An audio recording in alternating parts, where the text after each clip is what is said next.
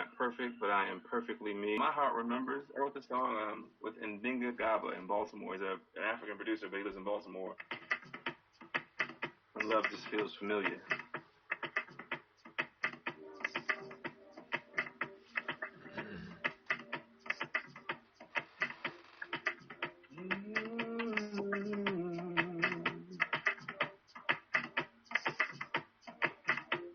Whoa. Whoa. My heart remembers.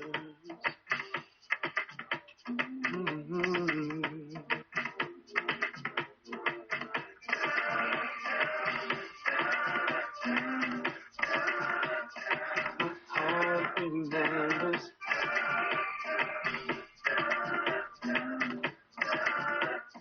My heart remembers. Whoa.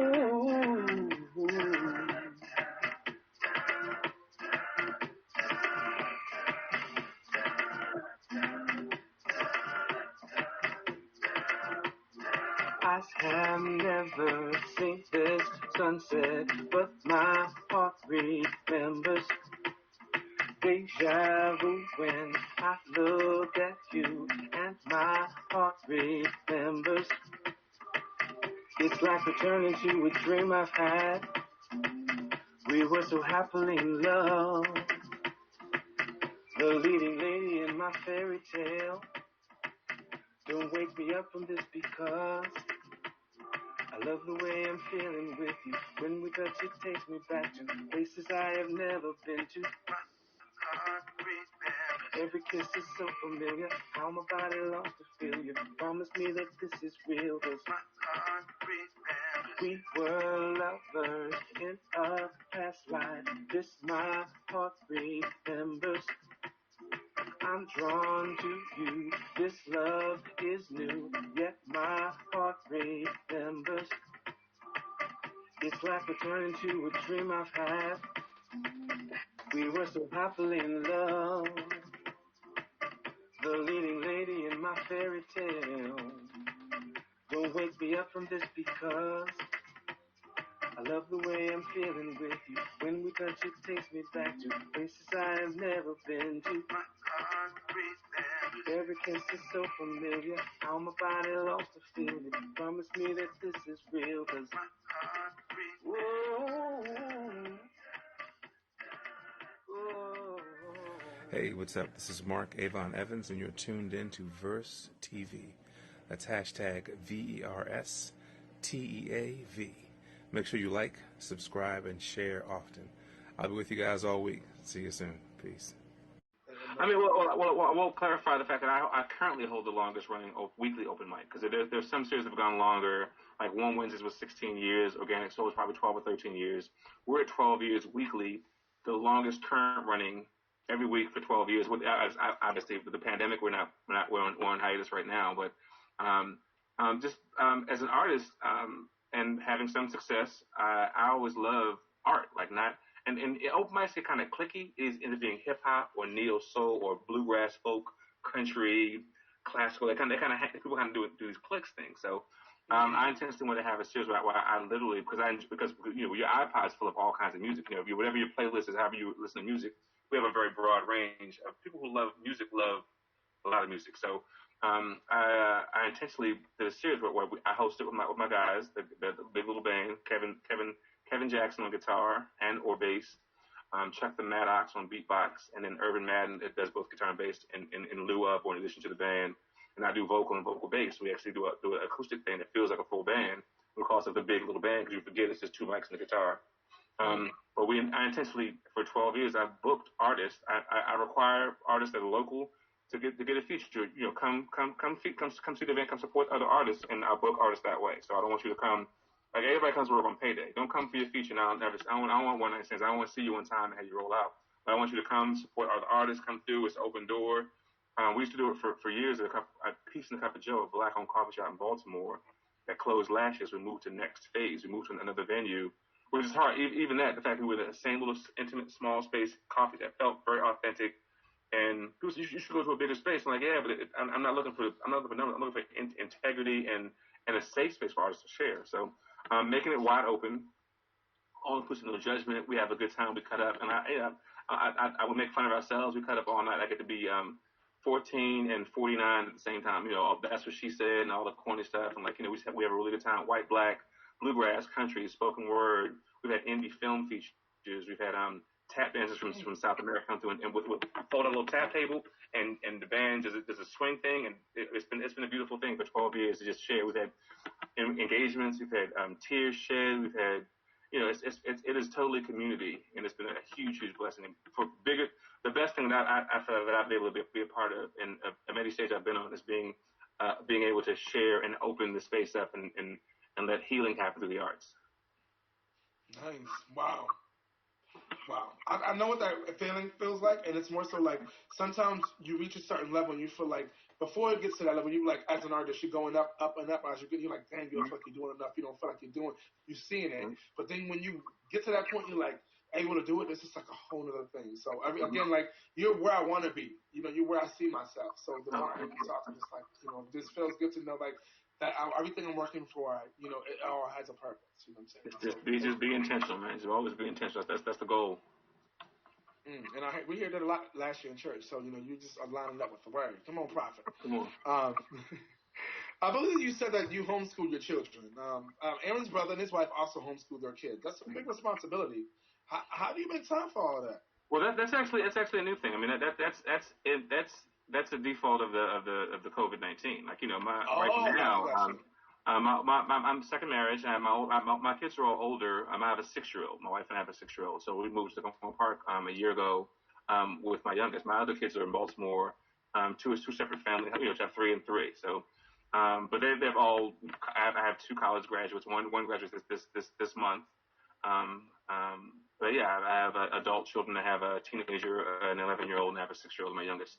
So, but no, just as a result of COVID-19, I'm a musician and retail manager for like the last 25, 30 years. So when the malls closed, I was furloughed, and even when we moved here, I stepped back from my full-time job to be support. My wife we're blessed to have a great income on her end, and her career was so great that I could step back and do what I did. The first marriage, I wasn't present. I was providing, but not present. And this time, I promised myself I was going to be present. More than, if not as much as providing. So I still hustle and work hard, make sure I take care of the family, but I'm able to be home. Even with my job in retail, I was working part-time, so I could actually take my son to school every morning and pick him up to school. Like, it's literally, I've gone from working for 40, 50 jobs, 2 jobs, or, to being soccer dad. And it's been a huge blessing. I regret not being more present early, but I can't go back. My children know we apologize and work through it. But I'm so blessed to be able to have this second opportunity. God gave me another chance to be a father and be the father I know I could be. And I really am enjoying this. It really, really is great. Thank you. Yeah, and I'm sort of in the same balance of trying to figure it out now because I have a 3-year-old and I'm just now really getting big into my music. Like I've been doing it like for the last 10 years, really grinding, and now I got my band. We have residencies. Like I'm doing all these things. So I'm like trying to, because my daughter doesn't live in the same state that I live in. So I've been just trying to find balance in it all. So like again, man, I feel like this is all sent by God. I appreciate it. Next question is this. So what is the main thing that you have wanted our Verse TV audience to learn about Marc Avon Evans today? Walking away with I am I'm a man. I'm a real man. I'm a regular guy. I am not perfect, but I am perfectly me. I am an artist with integrity, which I really, really think is important beyond anything else. I'm unselfish. I try my best to be selfless as possible, as much, but at some points it's been to a fault where I'll step back and push someone else forward and not put as much into myself. That's been the thing I've worked over the last few years. And I'm owning every opportunity. When the door opens, take the opportunity. Anyone offering genuine help, take the genuine help. People will offer help for because they want to have something over you, but when people are really in your corner and you really feel like you trust them and they say, hey, can I help you? Don't go like, no, I don't want to bother you, put you out. Like, no, take that genuine help. So I'm a guy who's learning, even now, I'm 50 in September, so I'm still figuring things out. But I am always honest about my music. I'm open about my life experience, and and willing to forgive myself and grow. So that's one of the things that I definitely learned. And I would like people to kind of feel like I'm a regular guy with writing songs, like what I call life experience songs. Got you. Oh, I like that. That's definitely a really good answer. Life experience songs. And what's next for you on your list? What's next? What should we be looking out for? What should be able to ain't that supposed to be happening? The next thing is I am finishing a compilation album, kind of a best of. So I've with the 7 albums, 3 independent, three label, and probably about 100 singles. As a house artist, you kind of contract. You people send you tracks all the time, and you get for hire. Like you write, Mark, I will send you a song. And you write a song, and it gets released, and that kind of has been the thing. But I've taken some songs that never got released, and then the ones that have released, my best songs from various albums. I'll do a compilation with 2 or 3 original new songs added to that. That's the next thing I plan on doing. I was planning on recording this summer, so we'll see how things go with the COVID-19 and limited movement, and of course limited income, because things are all changing right now. But my next release will be kind of like an anthology of my 25-year career and like songs going back to 1982 on my first album. So I'm kind of going to delve in and share a bit, and then but along with having acoustic Thursdays, which I said I've had for 12 years, I also have a series I call Baltimore Plays. With the artists I've met over the 12 years, I've been able to hire them onto a bigger stage, and we do huge tributes. And just to kind of push and promote the indie artists. So in 2 years, we've done like 8 or 9 shows. A tribute to Lauryn Hill, which is amazing. Motown, Soul Christmas. We did Schoolhouse Rock. That's how we started it. We did The Wiz. So we did and this is all Baltimore indies, hip hop, soul artists. My favorite movie is The Wiz. My band will back them all up, and we these works of art. To make sure we're introducing black ball to white Baltimore hip hop, to bluegrass and soul, on a bigger stage. We have a Creative Alliance in Baltimore. It's a great non-profit venue for art, for visual art, and they have residencies there. And I have residency there for the last almost 3 years now. Nice, awesome. So we're getting ready to wrap up for this part of it and go to our last part of it, which was our verse T questions. So okay, cool. But this has been first of all a great, amazing, and if you get to know you as an artist, get to know you as a person, get to know you as a father, and that was an amazing thing. So this is a 2-part question. I'm going to add a part B to this. Part A is this: what's the best advice that you've ever received? Best advice? The best advice you've ever received, yeah. Ever received?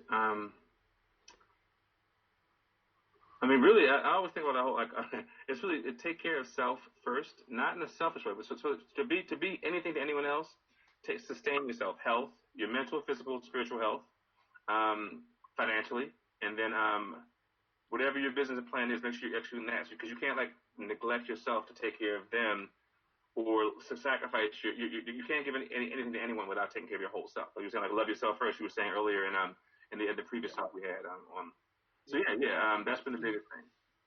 Gotcha. And the part B of this is, for some, being that you've been in the industry for so long, for new artists out there who are just, bringing themselves out, like myself, up and coming with my own band and all those amazing things. Like I was going to say before, I sing R&B, neo soul, and gospel music, but because I didn't fit in the one box alone, I created soul and beat. So I sing soul and beat music, and I've been, singing soul and beat with my band. So what advice can you have for someone like me on the rise with my own band, doing my own thing, to help me continue to stay focused and not lose track? Because it's easy to try to bend and do what other people are doing, but I'm just so focused on what I'm doing, and because I'm pulling from people like you. You know what I'm saying? The way you talk about music and the way that you make the experience of it all. I'm pulling up because I also host events and open mics too, so I really literally do everything that you do. Right. So what kind of advice do you have for someone like myself, or myself, for me, and someone like me who's be as true in your business and your art. And really, everything is a business negotiation. So don't sell yourself cheap. Have some integrity. Have a for example, for a gig and for work, say this is my standard. And you negotiate, flexible, negotiate, but don't sell yourself. You always or negotiate high so you can fall to where you really want to be. But don't sell out. Don't give it up. Don't let money motivate you. But don't sell yourself short. That's probably the biggest thing I'd say. In terms of business and writing, contracts. Write it down, put it on paper. The handshakes and nods and hookups, that's nothing, man. How many times have you gone to a studio and no, you ain't got to pay me now, we good, and then you can't find them, or you can't. Well, I get to it, I get to you. If I'm doing recording and writing, I want to walk in, I want to pay you for what we're doing. I want to walk with a product. I want a receipt. I want product. I want something to be done. If we're a partnership, it's a partnership. But when it's genuine, do that. But cover your business, cover your ass. Boom. Thank you so much. It's a great way to end that. Wow.